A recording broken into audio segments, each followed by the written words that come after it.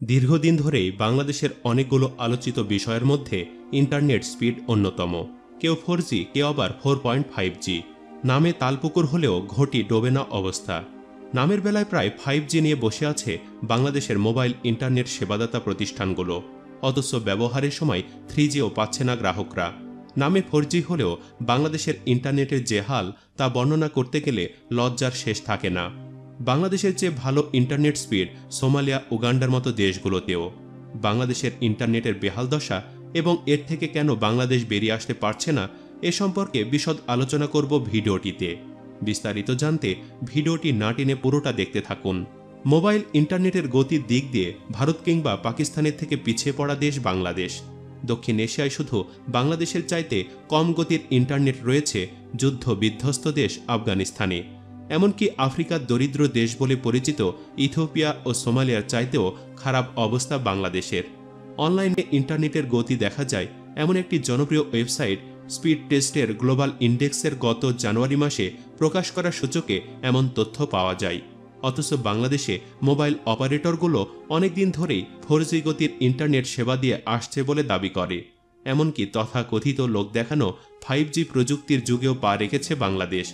আনুষ্ঠানিক বক্তব্য না দিলেও বড় একটি মোবাইল সেবাদাতা প্রতিষ্ঠানের একজন দায়িত্বশীল কর্মকর্তা তাদের ইন্টারনেটের গতি কম থাকার কথা অস্বীকার করেছেন। তবে বাংলাদেশের টেলিযোগাযোগ মন্ত্রী বলছেন, মোবাইল সেবাদাতা প্রতিষ্ঠানগুলোর যে পরিমাণে ইন্টারনেট গ্রাহক রয়েছে তার চাইতে স্পেকট্রাম বা তরঙ্গের পরিমাণ কম থাকায় ইন্টারনেটের গতি কম হচ্ছে।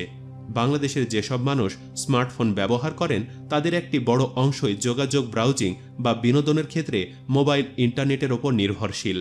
কিন্তু এই মোবাইল ইন্টারনেটের গতি নিয়ে মানুষের অভিযোগের শেষ নেই।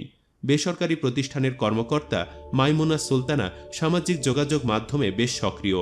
তার নিজের একটি ফেসবুক পাতা ও ইউটিউব চ্যানেল আছে, যেখানে তিনি লাইভ স্ট্রিম করেন, ছবি ভিডিও আপলোড করেন। কিন্তু সম্প্রতি প্রয়োজনীয় গতির ইন্টারনেট সেবা না পেয়ে মোবাইলের অপারেটর বদলেছেন, কিন্তু তেমন কোনো লাভ হয়নি তার। অপারেটরগুলো তাদের বিভিন্ন বিজ্ঞাপন ও প্রচারণায় দেশব্যাপী নিরবিচ্ছিন্ন ইন্টারনেট সংযোগের দাবি করলেও মাঝে মাঝে ঢাকার ভেতরেই সংযোগ পেতে ঝামেলা পোহান মিস সুলতানার মতো লাখ লাখ গ্রাহক। বিশেষ করে কোনো ভবনের আন্ডারগ্রাউন্ড কিংবা 12 তলার ওপরে গেলে তারা আর অপারেটর থেকে আর নেটওয়ার্ক পান না। আবার ঢাকার বাহিরেও অনেক জেলাতে একই জটিলতার মুখে পড়তে হয় সবাইকে। এভাবে যখন তখন সংযোগ চলে যাওয়া বা ইন্টারনেট স্পিড কমে যাওয়ার কারণে গ্রাহকরা যে প্যাকেজগুলো কেনেন তার বেশিরভাগই অপচয় হয়ে যায়। এই তো গেল ঢাকার অবস্থা, আর গ্রাম বা মফস্বল শহরগুলোর অবস্থা নাই বা বললাম। গ্রামাঞ্চলে 2G সেবাও পান না এমন অভিযোগের শেষ নেই। অনেকের অভিযোগ, গত 5 বছরেও ইন্টারনেটের গতি ও মানের ক্ষেত্রে তেমন কোনো পরিবর্তন আসেনি, অথচ উচ্চগতি ও উন্নত সেবার বিজ্ঞাপন প্রচার করা হচ্ছে সর্বক্ষণ। তাদের মতে মোবাইল অপারেটরগুলো প্রতি বছর শত শত কোটি টাকা খরচ করে তাদের বিভিন্ন প্যাকেজ ও সেবার বিজ্ঞাপন প্রচারের ক্ষেত্রে। কোম্পানিগুলো যদি ওই অর্থ বিজ্ঞাপনের পরিবর্তে নেটওয়ার্ক, ইন্টারনেটের গতি ও সেবার মান উন্নয়নে খরচ করত তাহলে বরং গ্রাহকদের উপকার হতো। কারণ নেটওয়ার্কের বেহাল, কল ড্রপ সহ গ্রাহক হয়রানির কোনো শেষ নেই। মোবাইল অপারেটরগুলো দেশব্যাপী নিরবিচ্ছিন্ন ইন্টারনেট সংযোগের দাবি করলেও রাজধানীসহ বড় বড় শহর ও নগরীতেও সংযোগ পেতে গ্রাহকদের অসুবিধা হচ্ছে। ইন্টারনেট স্পিড টেস্ট করা একটি প্রতিষ্ঠান মোট 140টি দেশের মোবাইল ইন্টারনেটের গতি জরিপ করেছে। সেখানে বাংলাদেশের অবস্থান 136তম, যা গত বছরের চাইতে উন্নতি হয়নি, বরং এক ধাপ পিছিয়েছে। দক্ষিণ এশিয়ার দেশগুলোর মধ্যে সবচেয়ে এগিয়ে আছে মালদ্বীপ, দেশটির অবস্থান 45তম। এরপরে 88তম অবস্থানে রয়েছে মিয়ানমার। নেপালের অবস্থান 114তম। এর 4 ধাপ পিছিয়ে 118তম অবস্থানে রয়েছে পাকিস্তান। 120তম অবস্থানে রয়েছে দেউলিয়া হয়ে যাওয়া দেশ শ্রীলঙ্কা। ভারত 131তম অবস্থানে এবং সবচেয়ে নিচে 140তম অবস্থানে রয়েছে আফগানিস্তান। মোবাইলের ইন্টারনেটের গতিতে সবচেয়ে এগিয়ে আছে সংযুক্ত আরব আমিরাত। দেশটির মোবাইল ইন্টারনেটের গতি 183 Mbps এর বেশি। তারপরে রয়েছে দক্ষিণ কোরিয়া, কাতার, চীন, সৌদি আরব, নরওয়ে, কুয়েত ও অস্ট্রেলিয়া। এই প্রতিটি দেশের মোবাইল ইন্টারনেটের গতি 100 থেকে 170 Mbps এর বেশি। সে হিসাবে 136তম দেশ হিসাবে বাংলাদেশের মোবাইল ইন্টারনেটের গতি 10.57 Mbps। যেটা কিনা ভারতে 12.41 Mbps এবং পাকিস্তানে প্রায় 18 Mbps। অবশ্য ওই একই সূচকে ফাইবার অপটিক কেবলের মাধ্যমে ব্রডব্যান্ড ইন্টারনেটের গতিতে অন্য কোনো দেশের চাইতেও এগিয়ে আছে বাংলাদেশ। সেখানে 175টি দেশের মধ্যে বাংলাদেশের অবস্থান 96, যা গত বছরের চাইতে এক ধাপ এগিয়ে এসেছে। বর্তমানে বাংলাদেশের ব্রডব্যান্ড ইন্টারনেটের ডাউনলোড গতি গড়ে 33.54 Mbps বলে ওই সূচকে উঠে এসেছে। সে হিসেবে তুরস্ক, গ্রিসের চাইতেও এগিয়ে আছে বাংলাদেশ। এমনকি মালদ্বীপ, নেপাল, পাকিস্তান, মিয়ানমার, শ্রীলঙ্কা ও ইন্দোনেশিয়ার চাইতেও বাংলাদেশ এই ব্রডব্যান্ড ইন্টারনেট গতিতে কয়েক ধাপ এগিয়ে আছে। বাংলাদেশে ব্রডব্যান্ড ইন্টারনেটের স্পিড বেশি থাকার কারণ হিসাবে বলা হচ্ছে এই ইন্টারনেট মানুষ কেবলের মাধ্যমে ব্যবহার করে, যেখানে কিনা মোবাইল ইন্টারনেট ব্যবহার করে স্পেকট্রাম বা বেতার তরঙ্গ। ব্রডব্যান্ড ইন্টারনেটের এই কেবল দেশের প্রতিটি পর্যায়ে পৌঁছে যাওয়ার কারণে নেটওয়ার্ক পেতে কোনো সমস্যা হয় না।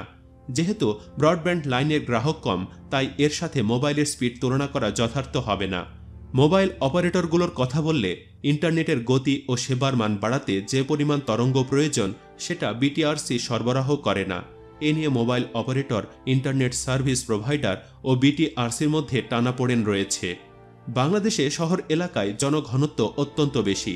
গ্রাহক অনুপাতে অপারেটরদের কাছে যে পরিমাণ তরঙ্গ থাকা প্রয়োজন তা বাংলাদেশের অপারেটরদের কাছে নেই। ভালো সেবা দেওয়ার জন্য এক একটি অপারেটরের কাছে অন্তত 100 মেগাহার্টজ তরঙ্গ প্রয়োজন। এ কারণে অপারেটরগুলো মানসম্পন্ন সেবা দেওয়ার জন্য পর্যাপ্ত মেগাহার্টজ কিনছে না। স্বল্প ব্র্যান্ড উইথ দিয়ে সেবা দেওয়ায় নিরবিচ্ছিন্ন সেবায় বিঘ্ন ঘটছে। এক্ষেত্রে তরঙ্গ ব্যয় কমানো যায় কিনা তা বিবেচনায় নিতে পারে সরকার। প্রশ্ন হচ্ছে, এ অবস্থা থেকে বের হওয়ার রাস্তাটা কি? রাস্তা একটাই, নিয়ন্ত্রক সংস্থাকে আরও গতিশীল, উদ্যোগী ও উদ্যমী ভূমিকা পালন করতে হবে। শুধু ব্যান্ড উইথের দাম কমানোই মূল কাজ নয়, সেবার মান বেঁধে দিয়ে যে বিধিমালা বিটিআরসি নিজে জারি করেছিল সেটা সব অপারেটর যথাযথভাবে অনুসরণ করে গ্রাহকদের সেবা দিচ্ছে কিনা সেটা নিশ্চিত করার দায় কিন্তু এ নিয়ন্ত্রক সংস্থারই। পাশাপাশি বিটিআরসিকে ব্যবহারকারী বান্ধব ভূমিকাও পালন করতে হবে। বিটিআরসি ব্রডব্যান্ড ইন্টারনেট সেবার দাম ঊর্ধ্বসীমা বেঁধে দিয়েছে। সিদ্ধান্ত অনুযায়ী এখন থেকে সারা দেশে এক রেটে ব্রডব্যান্ড ইন্টারনেট সেবা পাবেন গ্রাহকরা। কিন্তু মোবাইল ইন্টারনেট গ্রাহকদের জন্য উদ্যোগটি নেওয়া হয়নি। বিটিআরসি ইন্টারনেটের কস্ট মডেলিংয়ের জন্য পরামর্শক নিয়োগ করলেও তা ফাইলবন্দি হয়ে আছে। যদিও ডাক ও টেলিযোগাযোগ মন্ত্রী বলেছেন পর্যায়ক্রমে সবই হবে। মোবাইল ইন্টারনেটের গ্রাহক ব্রডব্যান্ডের চেয়ে অনেক বেশি। তারপরও ব্রডব্যান্ড গ্রাহকরা ব্যান্ড উইথ ব্যবহারের 58% এগিয়ে থাকায় এ সিদ্ধান্ত নেওয়া হয়েছে বলে অনেকে মনে করছেন। বিটিআরসি এর আগে মোবাইলের ভয়েস কলের কস্ট মডেলিংয়ের বেলায় সফল হয়েছে এবং দেশের সব অপারেটরই কিন্তু বেঁধে দেওয়া সীমার মধ্যে ভয়েস কলের ইউনিট প্রতি মূল্য রাখছে। এখন কত দ্রুত মোবাইল ইন্টারনেট ব্যবহারকারীদের জন্য এ সিদ্ধান্ত নেওয়া হয় সেটাই দেখার বিষয়। একই সঙ্গে সর্বনিম্ন ডাউনলোড ও আপলোড স্পিড সীমাও বেঁধে দেওয়া যেতে পারে। 2008 সালে বাংলাদেশ আওয়ামী লীগের নির্বাচনী ইশতেহারে ঘোষণা করা হয় যে 2021 সালে স্বাধীনতার 50 বছরে বাংলাদেশ ডিজিটাল বাংলাদেশে পরিণত হবে।